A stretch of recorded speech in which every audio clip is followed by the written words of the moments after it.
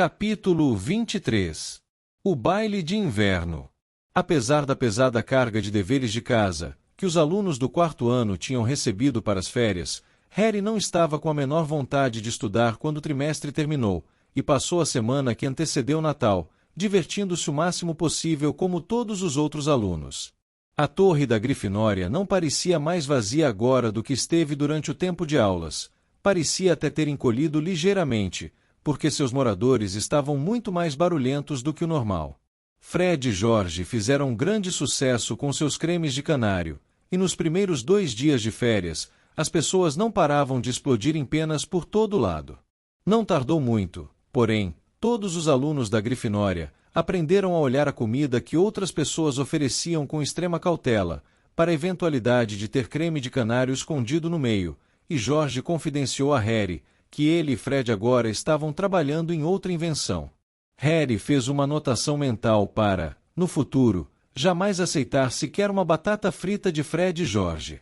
Ele ainda não tinha esquecido Duda e o caramelo incha-língua. Caía muita neve sobre o castelo e seus terrenos agora. A carruagem azul clara da Belks Batons parecia uma enorme abóbora coberta de gelo, ao lado da casinha de bolo glaçado que era a cabana de Hagrid, enquanto as escotilhas do navio de Durmstrang estavam foscas e o cordame branco de gelo. Os elfos domésticos na cozinha se desdobravam para preparar pratos nutritivos, ensopados que aqueciam e sobremesas deliciosas, e somente Fleur Delacour parecia ser capaz de encontrar de que reclamar. É pesada demais, essa comida de Hogwarts, ouviram-na reclamar mal-humorada, quando, certa noite, deixavam o salão principal atrás dela, Rony escondendo-se atrás de Harry, cuidando para não ser visto por Fleur. Não vou caber nas minhas vestes de baile. Ah, mas que tragédia, comentou Hermione, na hora em que Fleur ia chegando ao saguão de entrada. Ela realmente se acha muito importante, essa aí, não é? Hermione, com quem você vai ao baile? Perguntou Rony. O garoto não parava de assediá-la com essa pergunta, na esperança de fazê-la responder sem querer ao ser perguntada quando menos esperasse. No entanto, Hermione meramente franzia a testa e dizia: não vou lhe contar, porque você iria caçoar de mim. Você está brincando, Weasley, disse Malfoy às costas deles. Você está dizendo que alguém convidou isso para ir ao baile. Não foi o sangue ruim de molares compridos, foi? Harry e Rony se viraram na mesma hora, mas Hermione disse em voz alta, acenando para alguém por cima do ombro de Malfoy: olá, professor Moody. Malfoy ficou pálido e pulou para trás, procurando Moody com um olhar alucinado, mas o professor ainda estava à mesa, terminando seu ensopado.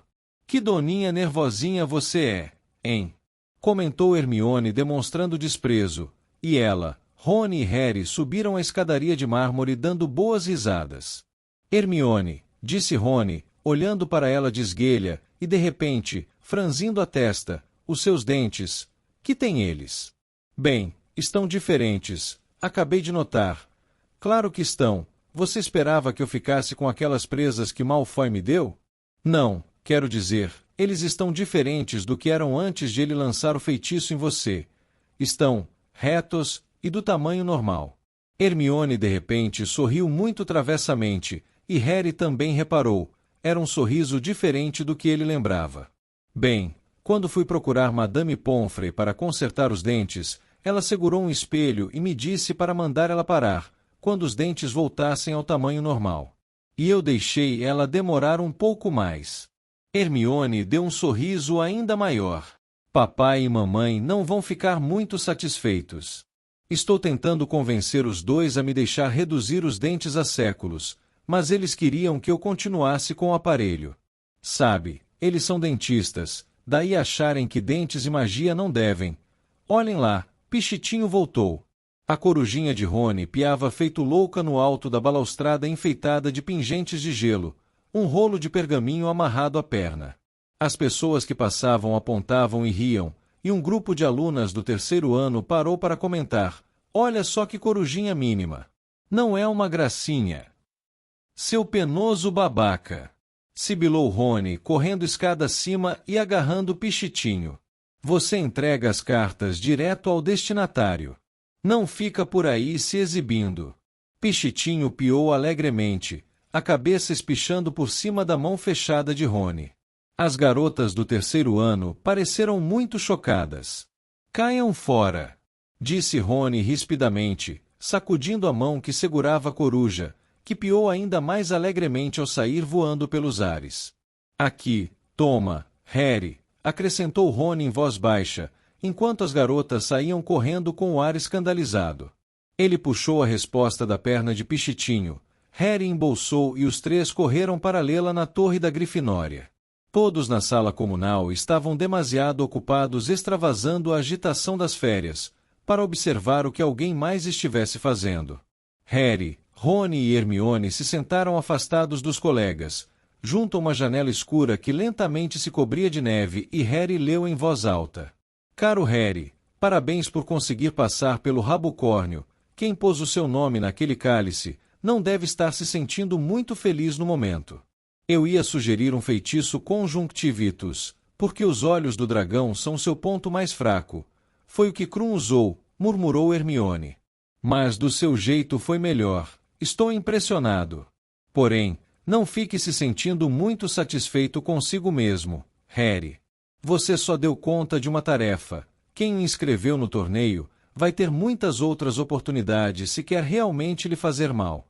Mantenha os olhos abertos, particularmente quando a pessoa de quem já falamos estiver por perto, e se concentre em não se meter em confusões. Mande notícias. Continuo querendo saber de qualquer coisa anormal, Sirius. Ele está falando exatamente a mesma coisa que Moody, disse Harry, em voz baixa, guardando a carta dentro das vestes. Vigilância constante. Parece até que eu ando por aí com os olhos fechados, ricocheteando nas paredes. Mas ele tem razão, Harry, disse Hermione. Você ainda tem duas tarefas a cumprir. Devia realmente dar uma olhada naquele ovo, sabe, e começar a estudar o que significa. Hermione, ainda faltam séculos, disse Rony com rispidez. Quer jogar uma partida de xadrez, Harry? Ok, disse Harry, depois, vendo a expressão de Hermione. Vamos, como é que vou me concentrar nessa barulheira? Não vou conseguir nem ouvir o ovo com essa turma berrando. Imagino que não, suspirou ela, se sentando para assistir a partida, que terminou no empolgante checkmate de Rony, envolvendo dois peões corajosos mas imprudentes, e um bispo muito violento. Harry acordou, de repente, na manhã de Natal. Imaginando o que teria causado seu abrupto retorno à consciência, ele abriu os olhos e viu uma coisa de olhos muito grandes, verdes e redondos que o encarava na escuridão, tão próximo que a coisa, e eles estavam quase nariz contra nariz. Dobby, berrou Harry, afastando-se do elfo tão depressa que quase caiu da cama. Não faz isso. Dobby sente muito, meu senhor. Esganiçou-se o elfo com a voz cheia de ansiedade, saltando para trás com os longos dedos cobrindo a boca. Dobby só está querendo desejar a Harry Potter Feliz Natal e lhe trazer um presente, meu senhor. Harry Potter disse que Dobby podia vir vê-lo um dia desses, meu senhor. Tudo bem, disse Harry, ainda respirando muito acelerado, enquanto seu coração voltava ao normal. Da próxima vez é só me cutucar, ou outra coisa assim, não se debruça sobre mim desse jeito. Harry afastou as cortinas da cama, apanhou os óculos na mesa de cabeceira e colocou-os. Seu berro acordou Rony, Simas, Dino e Neville. Os quatro estavam espiando entre as cortinas de suas camas, as pálpebras pesadas e os cabelos desmanchados. Alguém está atacando você, Harry? Perguntou Simas sonolento. Não, é só o Dobby, resmungou Harry. Pode voltar a dormir. Presentes, exclamou Simas, vendo a montanha aos pés de sua cama. Rony, Dino e Neville resolveram que, uma vez que estavam acordados, era melhor começarem a abrir os presentes, também. Harry se voltou para Dobby, que agora estava de pé, nervoso, ao lado de sua cama, ainda com o ar preocupado por ter perturbado o garoto. Havia um enfeite de Natal preso à argola do seu abafador. Dobby pode dar o presente dele a Harry Potter? Perguntou ele hesitante. Claro que pode. Também tem uma coisinha para você. Era mentira, não comprou nada para Dobby, mas abriu depressa o seu malão e tirou um par de meias enrolado, e particularmente cheias de bolotinhas. Eram suas meias mais velhas e piores, amarelo mostarda e, tempos atrás, tinham pertencido ao tio Walter. A razão por que estavam tão embolotadas é que Harry as usava para embrulhar o bisbilhoscópio. Ele desembrulhou o objeto e entregou as meias a Dobby, dizendo: "Desculpe, me esqueci de embrulhar." Mas Dobby ficou absolutamente encantado. As meias são as peças favoritas mesmo, de Dobby, meu senhor, disse o elfo rasgando as meias velhas que calçava e pondo-as do tio Walter. Agora tenho 7, meu senhor. Mas, meu senhor, disse ele arregalando os olhos, depois de puxar as meias até onde pôde, de modo que elas chegaram à bainha dos seus shorts. Eles se enganaram na loja, Harry Potter, lhe venderam 2 meias iguais. Não, Harry, como foi que você não viu isso? Exclamou Rony, rindo lá de sua cama, que agora estava juncada de papel de embrulho. Vou dizer o que vou fazer, Dobby. Aqui, tome mais 2, e você pode combiná-las como deve ser, e aqui está seu suéter. O garoto atirou para Dobby um par de meias roxas que acabava de desembrulhar e o suéter tricotado à mão que a senhora Weasley lhe mandou. Dobby não coube em si de contentamento. Meu senhor, o senhor é muito bondoso. Guinchou ele com os olhos transbordantes de lágrimas, fazendo profundas reverências para Rony. Dobby sabia que o senhor devia ser um grande bruxo, porque é o maior amigo de Harry Potter, mas Dobby não sabia que também era tão grande em generosidade de alma, tão nobre, tão sem egoísmo. São apenas meias, disse Rony, cujas orelhas coraram ligeiramente, embora ele parecesse muito satisfeito. Uau, Harry! Ele acabava de abrir o presente de Harry, um boné do Chudley Cannon. Maneiro! Enfiou o boné na cabeça, onde a cor se chocou violentamente com os seus cabelos. Dobby em seguida entregou um pacotinho a Harry, que continha nada menos que meias. Dobby fez elas com as próprias mãos, meu senhor, disse o elfo alegremente. Comprou a lã com o ordenado dele, meu senhor. A meia esquerda era vermelho berrante e tinha uns desenhos de vassouras, a direita era verde, com desenho de nós. Elas são realmente... Ah, muito obrigado, Dobby, disse Harry e calçou-as, fazendo os olhos de Dobby marejarem novamente de felicidade. Dobby precisa ir agora, meu senhor, já estamos preparando o almoço de Natal na cozinha. E saiu apressado do dormitório, acenando um adeus para Rony e os outros garotos ao passar. Os outros presentes de Harry foram muito mais satisfatórios do que as meias desparelhadas de Dobby, com exceção óbvia do presente dos Dursley, que consistia em uma única folha de papel absorvente, o mais pobre que já recebeu. Harry supôs que eles, também, deviam estar se lembrando do caramelo incha-língua. Hermione deu a Harry um livro intitulado Os times de quadribol da Grã-Bretanha e da Irlanda. Rony, uma grande sacola de bombas de bosta. Sirius, um canivete maneiro com acessórios para abrir qualquer porta e desfazer qualquer nó. E Hagrid, uma enorme caixa de doces, com todos os que Harry mais gostava, feijõezinhos de todos os sabores Bertie Botts, sapos de chocolate, chicles de baba-bola e delícias gasosas. Ganhou, também, é claro, o pacote habitual da Sra. Weasley, incluindo um novo suéter, verde com a estampa de um dragão. Harry imaginou que Carlinhos lhe contou tudo sobre o rabocórnio, e uma grande quantidade de tortas caseiras de frutas secas. Harry e Rony se encontraram com Hermione na sala comunal e desceram juntos para tomar o café da manhã. Os 3 passaram a maior parte da manhã na Torre da Grifinória, onde todos se divertiam com os presentes recebidos. Depois voltaram ao salão principal para um almoço magnífico, que incluía no mínimo uns 100 perus e pudins de Natal e montanhas de bolachas mágicas de cribage. Os garotos saíram para os jardins à tarde. A neve estava intocada, exceto pelas valas fundas feitas pelos estudantes de Durmstrang e Belks-Batons a caminho do castelo. Hermione preferiu assistir à batalha de bolas de neve de Harry, com os Weasley, em vez de tomar parte nela, e às 5 horas, disse que ia subir para se preparar para o baile. Que? Você precisa de 3 horas? Perguntou Rony, olhando para ela incrédulo e pagando por esse lapso de concentração. Uma enorme bola, atirada por Jorge, atingiu-o com força do lado da cabeça. "Com quem é que você vai?" gritou ele para Hermione, mas a garota apenas acenou e desapareceu pela escada de acesso ao castelo. Não houve o chá de Natal aquela tarde, porque o baile incluía um banquete, de modo que às 7 horas, quando ficou difícil fazer pontaria direito, os garotos abandonaram a batalha de bolas de neve e marcharam de volta ao salão comunal. A mulher gorda estava sentada em sua moldura, com a amiga Violeta do andar de baixo, as duas extremamente tontas, caixas vazias de bombons recheados de licor amontoadas sob o quadro. "Lutas de covil, é isso aí!" riu ela quando os garotos disseram a senha, e ela girou o quadro para frente para deixá-los passar. Harry, Rony, Simas, Dino e Neville trocaram a roupa por vestes a rigor no dormitório, todos se sentindo muito constrangidos, mas nenhum tanto quanto Rony, que se examinou no comprido espelho a um canto, com cara de desgosto. Não havia como contornar o fato de que as vestes dele pareciam mais um vestido do que qualquer outra coisa. Numa tentativa desesperada de fazê-las parecer mais masculinas, ele usou um feitiço de corte nos babados do decote e das mangas.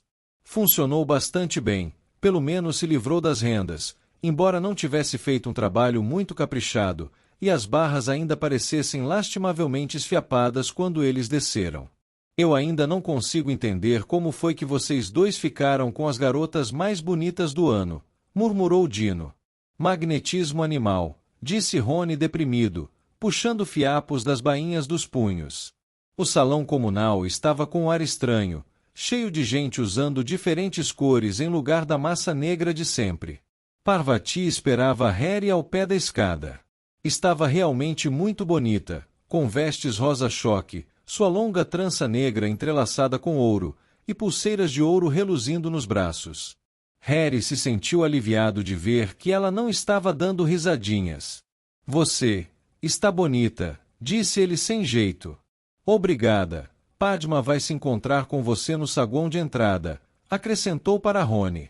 "Certo", disse Rony, olhando à volta. "Cadê Hermione?" Parvati deu de ombros. "Vamos descer, então, Harry?" "Ok", concordou o menino, desejando poder continuar no salão comunal. Fred piscou para ele ao passar pelo buraco do retrato. O saguão de entrada também estava apinhado de estudantes, todos andando por ali à espera de que dessem 8 horas, quando as portas para o salão principal seriam abertas. As pessoas que iam encontrar pares de outras casas procuravam atravessar a aglomeração, tentando localizar uns aos outros. Parvati encontrou a irmã Padma e levou-a até Harry e Rony.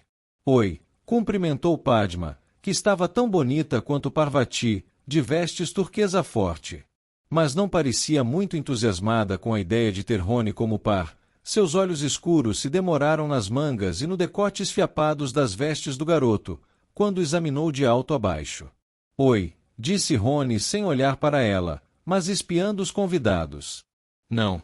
Ele dobrou ligeiramente os joelhos para se esconder atrás de Harry, porque Fleur Delacour ia passando, absolutamente fantástica com suas vestes de cetim cinza prateado, acompanhada pelo capitão do time de quadribol da Corvinal, Rogério Davis.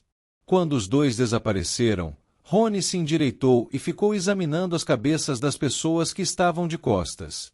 "Cadê a Hermione?" indagou outra vez. Um grupo de alunos da Sonserina vinha subindo as escadas do seu salão comunal na masmorra. Malfoy à frente, usava vestes de veludo negro com a gola alta, que na opinião de Harry o faziam parecer um padre.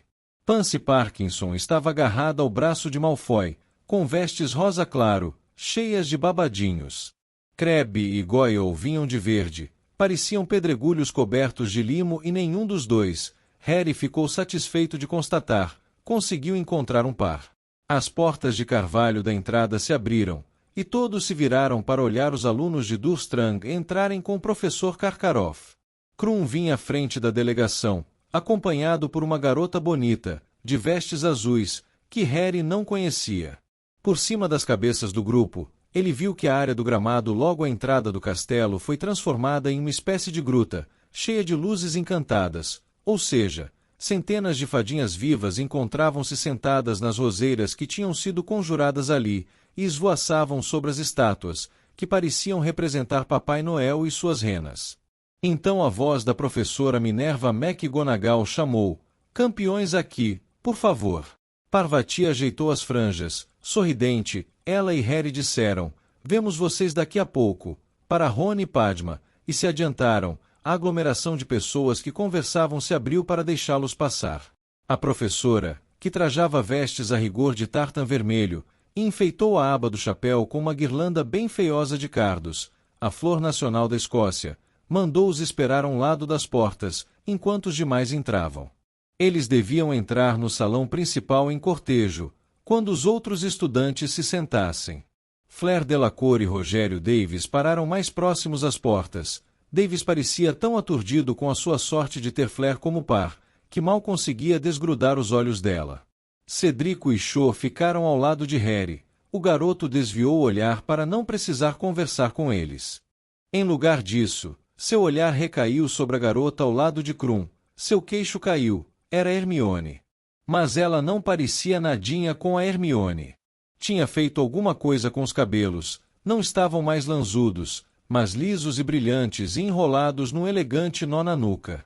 Estava usando vestes feitas de um tecido etéreo azul pervinca, e tinha uma postura um tanto diferente, ou talvez fosse meramente a ausência dos 20 e tantos livros que ela normalmente carregava às costas. E sorria, um sorriso um pouco nervoso, era verdade, mas a redução no tamanho dos dentes da frente era mais visível que nunca. Harry não conseguia compreender como não a viu antes. "Oi, Harry", disse ela. "Oi, Parvati." Parvati mirava Hermione com depreciativa incredulidade. E não era a única, tampouco, quando as portas do salão principal se abriram, o fã-clube de Krum, que fazia ponto na biblioteca, passou, lançando a Hermione olhares de profundo desprezo. Pansy Parkinson boquiabriu-se ao passar com Malfoy, e mesmo ele não pareceu capaz de encontrar uma ofensa para tirar a Hermione.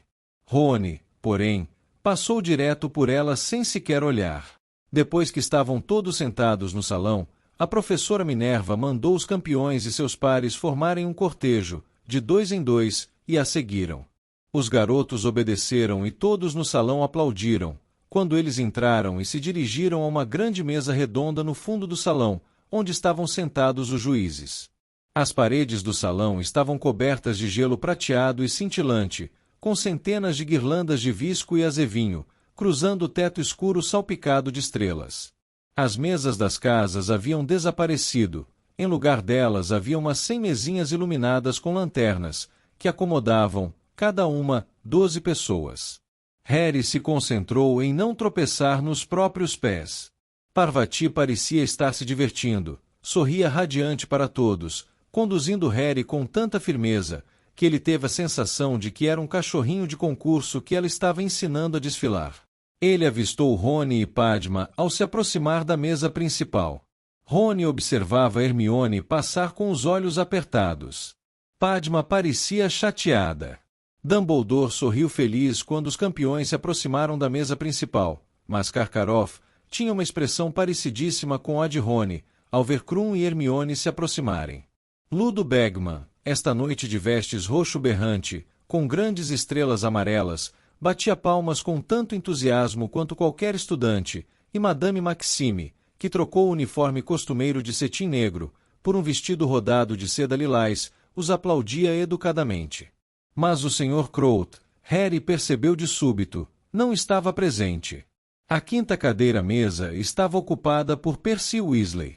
Quando os campeões e seus pares chegaram à mesa, Percy puxou uma cadeira vazia ao seu lado, olhando significativamente para Harry.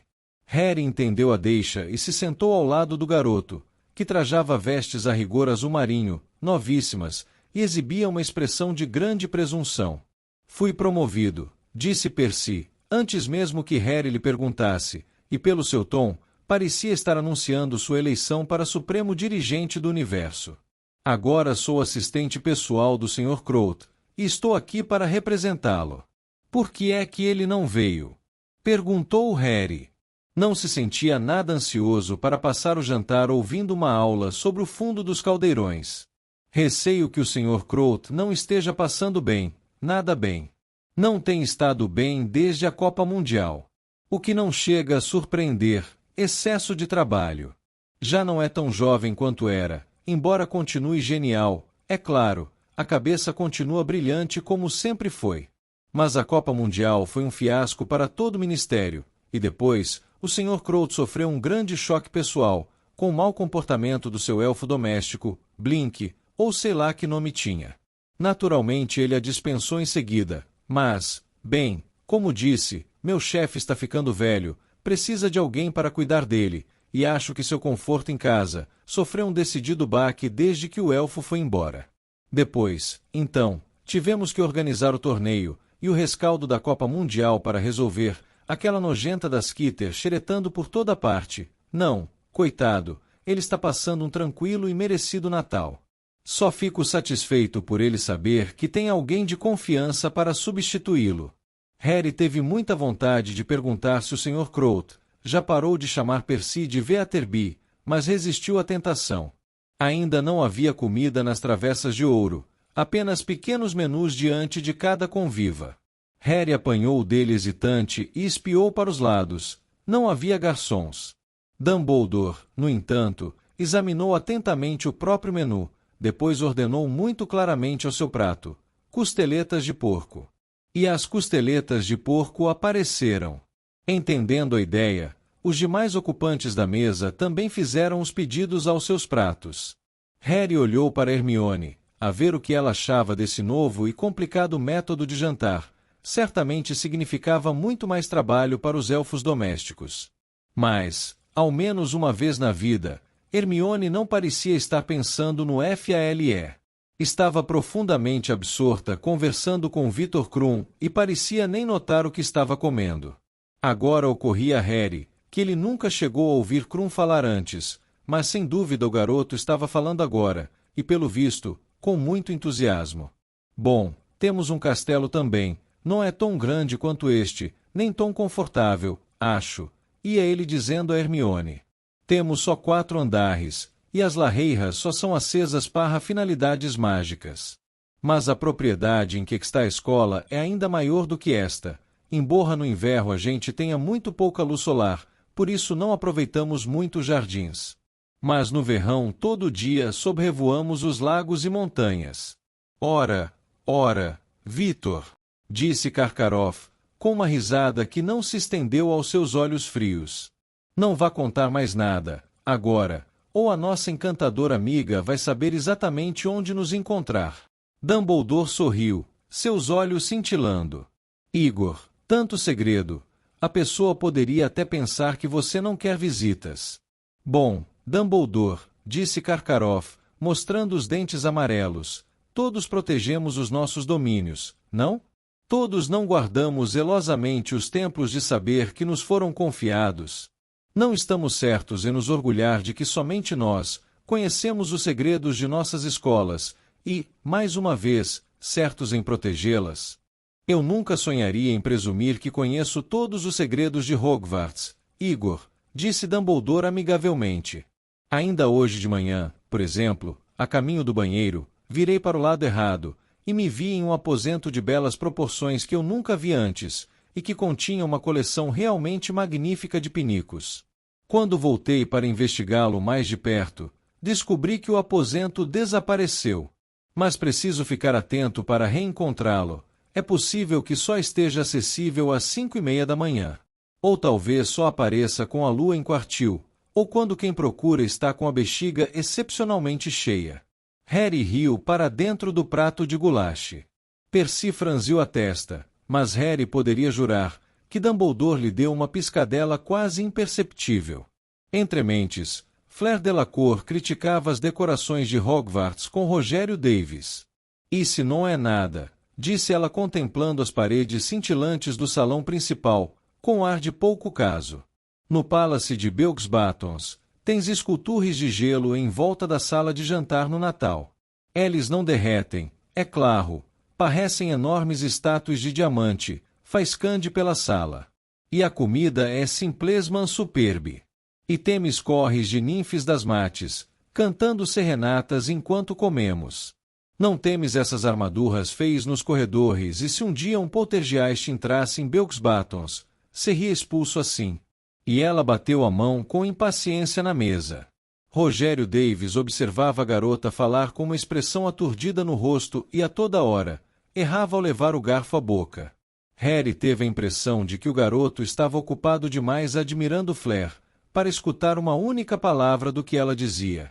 Absolutamente certa, disse ele depressa, batendo com a própria mão na mesa como fez Flair. Assim, é claro. Harry correu os olhos pelo salão. Hagrid estava sentado a uma das mesas reservadas aos professores, voltou a vestir o seu horrível terno peludo marrom, e tinha os olhos fixos na mesa principal. Harry o viu dar um discreto aceno, e ao olhar para os lados, viu Madame Maxime retribuir o aceno, suas opalas faiscando à luz das velas. Hermione agora ensinava Krum a pronunciar seu nome corretamente, ele não parava de chamá-la de Hermione. Hermione, dizia ela lenta e claramente. Hermione. Está bastante parecido, disse ela, encontrando os olhos de Harry e sorrindo. Quando toda a comida foi consumida, Dumbledore se levantou e pediu aos estudantes que fizessem o mesmo. Então, a um aceno de sua varinha, as mesas se encostaram às paredes, deixando o salão vazio. Em seguida ele conjurou uma plataforma ao longo da parede direita. Sobre ela foram colocados uma bateria, alguns violões, um alaúde, um violoncelo e algumas gaitas de foles.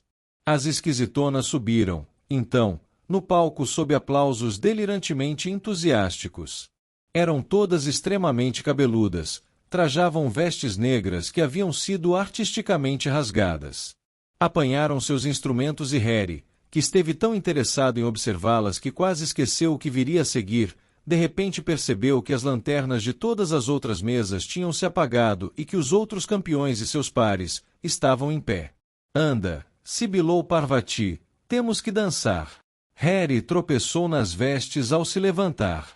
As esquisitonas tocaram uma música lenta e triste. Harry entrou na pista de dança bem iluminada, evitando cuidadosamente o olhar dos colegas. Ele viu Simas e Dino acenarem para ele entre risinhos, e no momento seguinte, Parvati agarrou suas mãos, colocou uma em torno da própria cintura e segurava a outra na dela. Não foi tão mal como poderia ter sido, pensou Harry, girando lentamente no mesmo lugar. Parvati o conduzia. Mantinha os olhos fixos sobre as cabeças das pessoas que assistiam, mas dali a pouco, muitas delas também vieram para a pista de dança, de modo que os campeões deixaram de ser o centro das atenções. Neville e Gina dançavam próximos a ele. Harry via Gina fazer frequentes caretas, sempre que Neville pisava seus pés, e Dumbledore valsava com Madame Maxime. Ficava tão pequeno junto a ela, que a ponta do seu chapéu cônico mal roçava o queixo da bruxa. No entanto, Madame Maxime se movia graciosamente para uma mulher daquele tamanho. Olho tonto Moody estava seguindo um compasso de 2 tempos extremamente desajeitado, com a professora sinistra, que nervosamente evitava a perna de madeira do seu par. Belas meias, Potter, rosnou Moody ao passar, seu olho mágico espiando através das vestes de Harry. São, Dobby, o elfo doméstico, tricotou-as para mim, disse Harry sorrindo. Ele dá arrepios. Sussurrou Parvati, quando Moody se afastou batendo a perna de pau. Acho que não deviam permitir aquele olho dele. Harry ouviu a última nota trêmula da gaita de foles com alívio. As esquisitonas pararam de tocar, os aplausos encheram mais uma vez o salão principal e Harry soltou Parvati. Vamos sentar um pouco. Mas agora vem uma realmente boa, disse Parvati, ao ouvir as esquisitonas começarem uma nova música, que era muito mais movimentada. Não gosto dessa, mentiu Harry, e conduziu a garota para fora da pista de dança, passando por Fred e Angelina, que dançavam com tanta exuberância, que as pessoas à volta dele se afastavam com medo de se machucar, e se dirigiram à mesa em que Rony e Padma estavam sentados. Como é que vocês estão indo? Perguntou Harry a Rony, se sentando e abrindo uma garrafa de cerveja amanteigada. Rony não respondeu, olhava feio para Hermione e Krum, que dançavam ali perto. Padma estava sentada com os braços e as pernas cruzadas, um pé balançando ao ritmo da música. De vez em quando, ela lançava um olhar aborrecido a Rony, que a ignorava completamente. Parvati se sentou do outro lado de Harry, cruzou os braços e as pernas também, e minutos depois, foi convidada a dançar por um garoto da Belks-Batons. Você se importa, Harry? Perguntou Parvati. Que? Disse Harry, que estava observando o show e Cedrico. Nada, retrucou Parvati, e saiu com o garoto da Belks-Batons. Quando a música terminou, ela não voltou. Hermione apareceu e se sentou na cadeira vazia de Parvati. Estava com o rosto um pouco afogueado de dançar. Oi, disse Harry. Rony não disse nada. Está quente, não acham? Disse ela se abanando com a mão. Victor foi apanhar alguma coisa para a gente beber. Rony lhe lançou um olhar irritado. Victor, disse ele. Ele ainda não lhe pediu para chamá-lo de Vitinho? Hermione olhou para o garoto surpresa. Que é que há com você? Se você não sabe, disse ele sarcasticamente, não sou eu que vou lhe dizer. Hermione encarou-o demoradamente, depois Harry, mas este sacudiu os ombros. Rony, que é? Ele é da Durmstrang, vociferou Rony. Está competindo contra o Harry, contra Hogwarts. Você está. Rony obviamente estava procurando palavras suficientemente fortes para descrever o crime de Hermione. Confraternizando com o inimigo, é isso que você está fazendo. Hermione ficou boquiaberta. Não seja tão burro, respondeu ela após um momento. O inimigo. Francamente, quem é que ficou todo empolgado quando viu o Krum chegar? Quem é que queria pedir um autógrafo a ele? Quem é que tem um modelinho dele no dormitório? Rony preferiu ignorar as perguntas. Suponho que ele a tenha convidado para vir com ele, quando os dois estavam na biblioteca. Isso mesmo, disse Hermione, as manchas rosadas em seu rosto se intensificando. E daí? Que aconteceu? Estava tentando convencê-lo a participar do Fale. É? Não estava. Se você quer realmente saber, ele disse que estava indo todos os dias à biblioteca para tentar falar comigo, mas não conseguia reunir coragem. Hermione disse isso muito depressa e corou tanto, que ficou quase da mesma cor do vestido de Parvati. Isto é o que ele conta, disse Rony em tom desagradável. E o que é que você quer dizer com isso? É óbvio, não é? Ele é aluno do Karkaroff, não é? E sabe que você anda em companhia do... Ele só está tentando se aproximar do Harry, tirar informações sobre ele ou até chegar perto bastante para azarar ele. Hermione pareceu ter sido esbofeteada por Rony. Quando falou, tinha a voz trêmula. Para sua informação, ele não me fez uma única pergunta sobre o Harry, nem umazinha.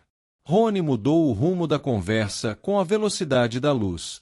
Então está na esperança de você o ajudar a decifrar a mensagem do ovo. Suponho que tenham andado juntando as cabeças durante aquelas sessõezinhas íntimas na biblioteca.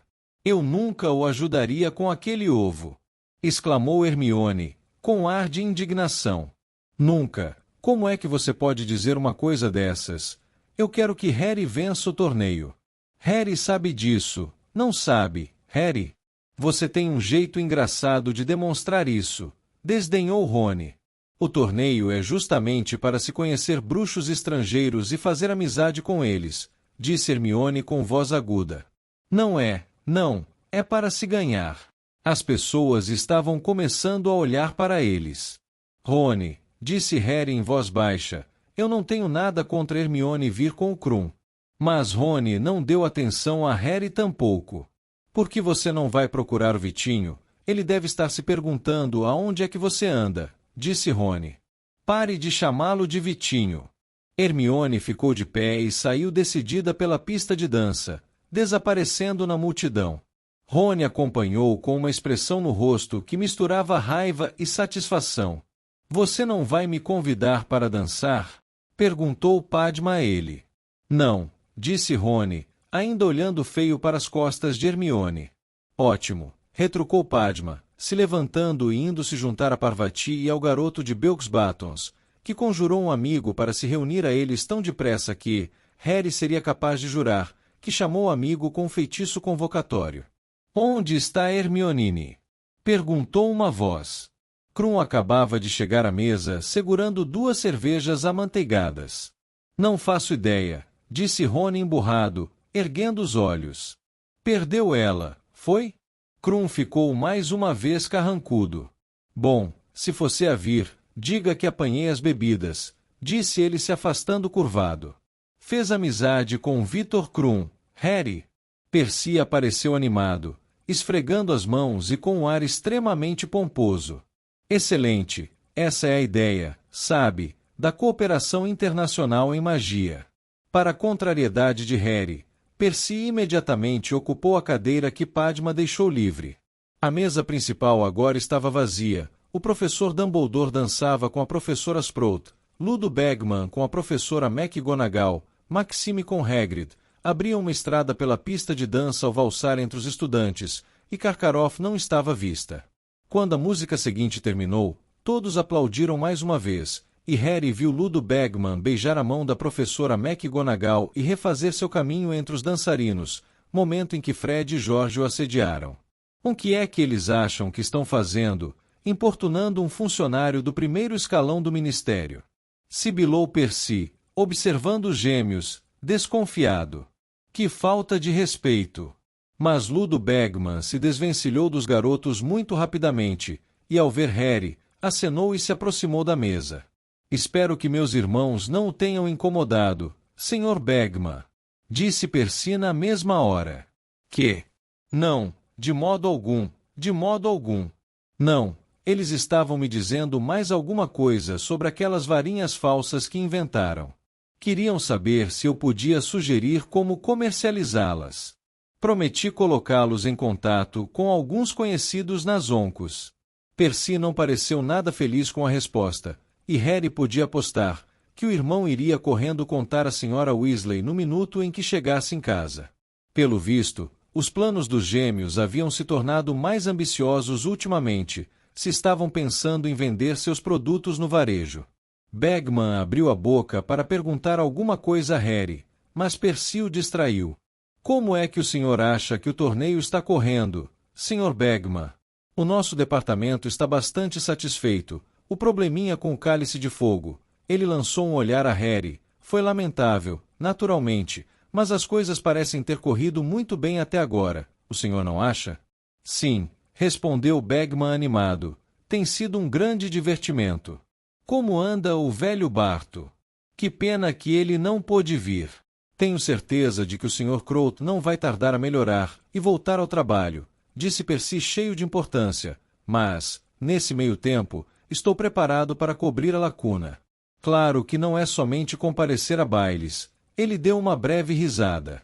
Não, tenho precisado cuidar de problemas de todo tipo que surgem na ausência dele. O senhor ouviu falar que Ali Bashir foi apanhado contrabandeando um carregamento de tapetes voadores para dentro do país? E que temos tentado persuadir a Transilvânia a assinar uma sanção internacional aos duelos. Tenho uma reunião com o chefe da cooperação em magia transilvano no próximo ano. Vamos dar uma volta, murmurou Rony para Harry, sair de perto de Percy. Fingindo que queriam se reabastecer de bebidas, Harry e Rony saíram da mesa, contornaram a pista de dança e seguiram para o saguão de entrada. As portas estavam abertas de par em par, e as fadinhas luminosas no roseiral piscavam e cintilavam quando os garotos desceram os degraus da entrada, e se viram cercados de plantas que formavam caminhos serpeantes e de grandes estátuas de pedra. Harry ouviu um rumorejo de água caindo, que lhe pareceu uma fonte. Aqui e ali, as pessoas estavam sentadas em bancos entalhados. Os dois garotos tomaram um dos caminhos que passava pelo roseiral, mas tinham dado apenas alguns passos, quando ouviram uma voz desagradável e conhecida. Não vejo com o que tem de se preocupar, Igor. Severo, você não pode fingir que isto não está acontecendo. A voz de Karkaroff era baixa e ansiosa, como se cuidasse para ninguém os ouvir. Tem se tornado cada vez mais nítida nos últimos meses. Estou começando a me preocupar seriamente, não posso negar. Então, fuja, disse a voz de Snape secamente. Fuja, eu apresentarei suas desculpas. Eu, no entanto, vou permanecer em Hogwarts. Os dois professores contornaram um canto. Snape levava a varinha na mão e ia estourando roseiras, com a expressão mal-humoradíssima. Ouviam-se gritinhos em muitos arbustos, e vultos escuros saíam correndo para fora deles. 10 pontos a menos para Lufa-Lufa, Fawcett. Rosnou Snape, quando uma garota passou correndo por ele. E 10 para Corvinal, também, Stebbins. Quando um garoto passou no encalço dela. E que é que vocês dois estão fazendo? Acrescentou ele, avistando Harry e Rony mais adiante no caminho. Karkaroff percebeu Harry, pareceu ligeiramente desconfortável ao vê-los parados ali. Levou a mão nervosamente à barbicha e começou a enrolá-la com o dedo. Estamos passeando, respondeu Rony secamente. Não é contra a lei, é. Então continuem passeando. Rosnou Snape, e passou roçando por eles, sua longa capa negra se abrindo como uma vela enfunada às suas costas. Karkaroff apressou-se em alcançar o colega. Os dois garotos continuaram a descer pelo caminho. Que será que deixou o Karkaroff tão preocupado? Murmurou Rony. E desde quando ele e Snape estão se chamando pelo nome de batismo? Indagou Harry lentamente. Os garotos tinham chegado a uma enorme rena de pedra agora, por cima da qual avistaram um jorro cintilante de um alto chafariz. Avistaram também, sentadas em um banco de pedra, as silhuetas escuras de duas pessoas, que contemplavam a água ao luar. Então Harry ouviu a voz de Hagrid. O momento em que vi você, eu soube, ia ele dizendo, numa voz estranhamente rouca. Harry e Rony se imobilizaram.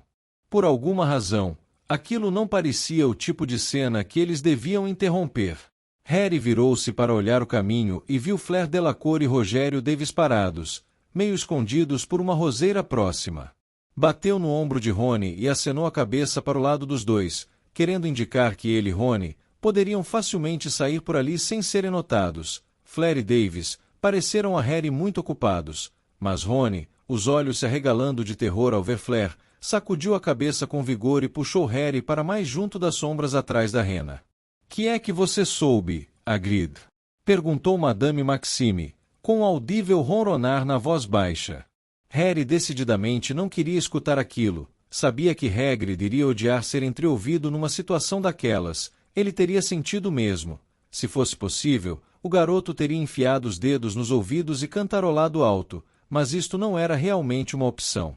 Em lugar disso, tentou se interessar por um besouro que rastejava pelo dorso da rena, mas o besouro simplesmente não era interessante o bastante para bloquear as palavras seguintes de Hagrid. Eu simplesmente soube que você era como eu.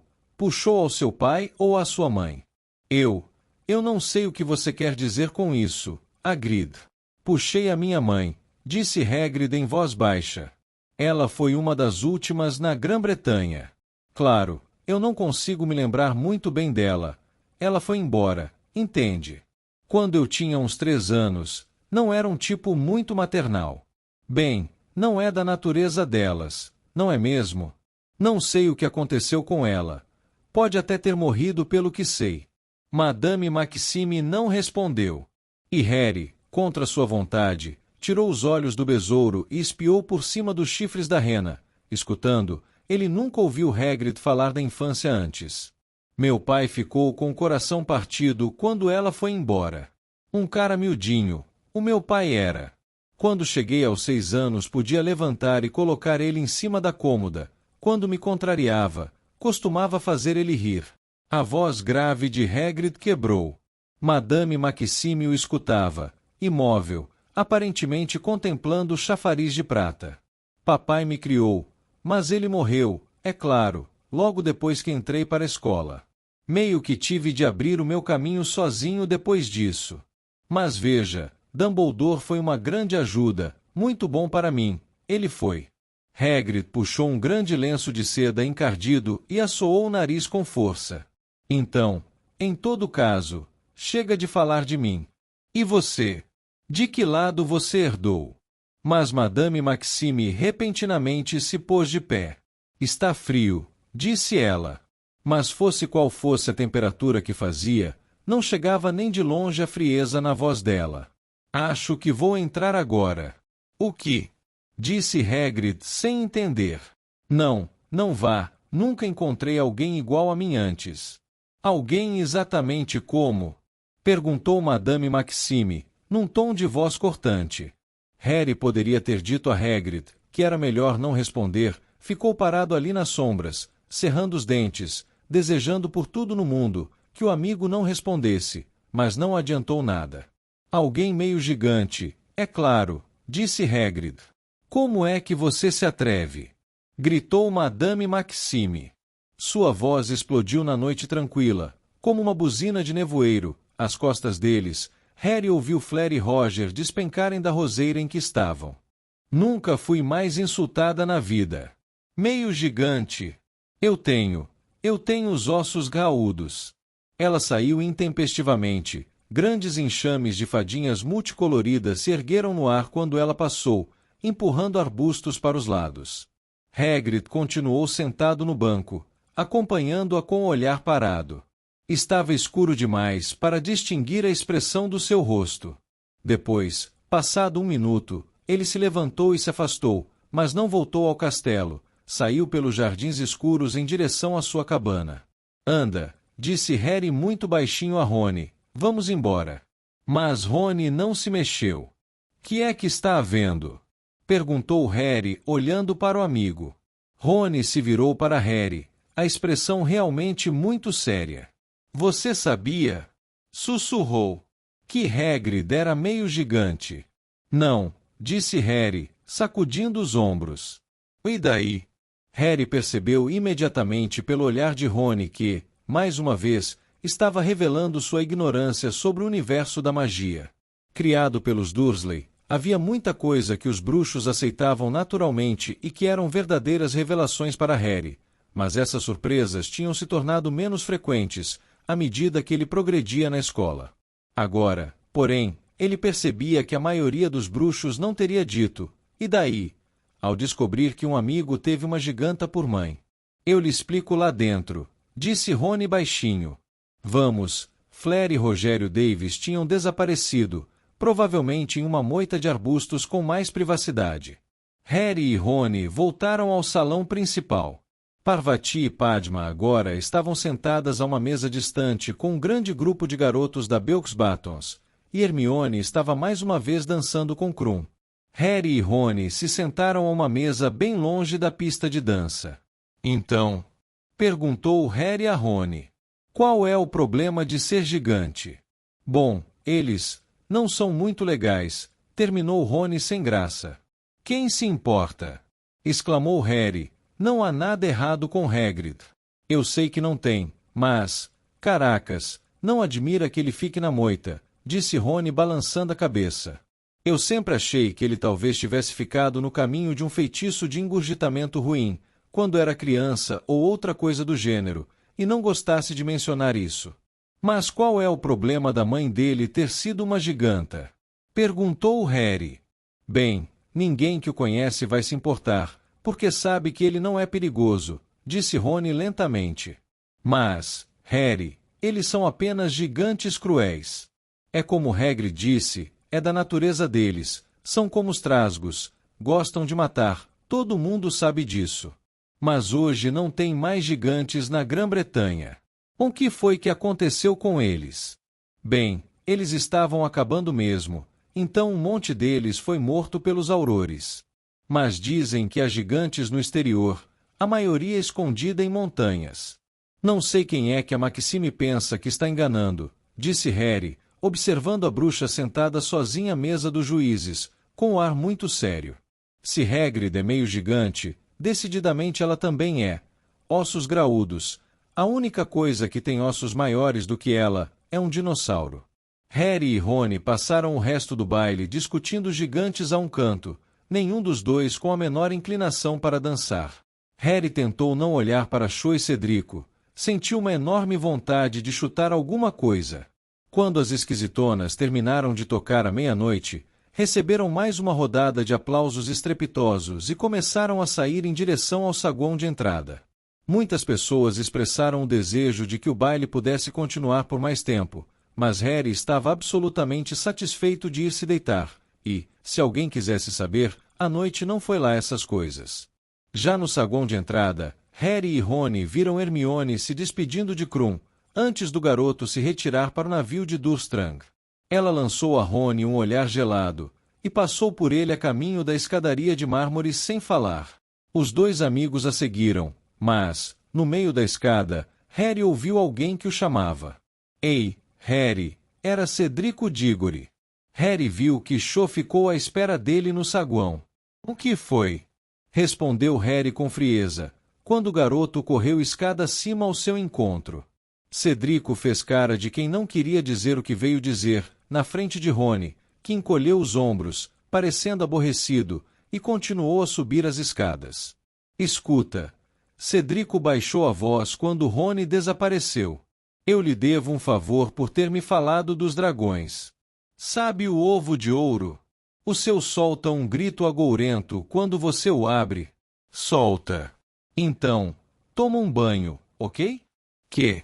Toma um banho e leva o ovo junto e rumina um pouco as coisas debaixo da água quente. Vai ajudar você a pensar. Acredita em mim. Harry ficou olhando para ele. Vou lhe dizer uma coisa, disse Cedrico. Usa o banheiro dos monitores. Quarta porta à esquerda daquela estátua de Boris, o pasmo, no quinto andar. A senha é frescor de pinho. Tenho que ir, quero dizer, boa noite. Ele tornou a sorrir para Harry e desceu depressa as escadas para se juntar a Cho. Harry voltou para a torre da Grifinória sozinho. Recebeu um conselho estranhíssimo. Por que um banho o ajudaria a descobrir o significado do ovo que gritava? Será que Cedrico estava brincando com a cara dele? Será que estava tentando fazer Harry parecer bobo, para que, ao comparar os dois, Cho gostasse ainda mais dele? A mulher gorda e sua amiga Vi estavam tirando um cochilo no quadro que cobria a entrada da casa. Harry teve que berrar luzes encantadas para que elas acordassem, e ao fazer isso, as duas ficaram muitíssimo irritadas. Quando entrou na sala comunal, encontrou Rony e Hermione tendo uma briga daquelas. Mantendo uma distância de 3 metros, os dois vociferavam um com o outro, as caras vermelhas como pimentões. Ora, se você não gosta, então sabe qual é a solução, não sabe? Berrava Hermione. Agora seus cabelos iam se soltando do elegante coque, e seu rosto se contraía de raiva. O que?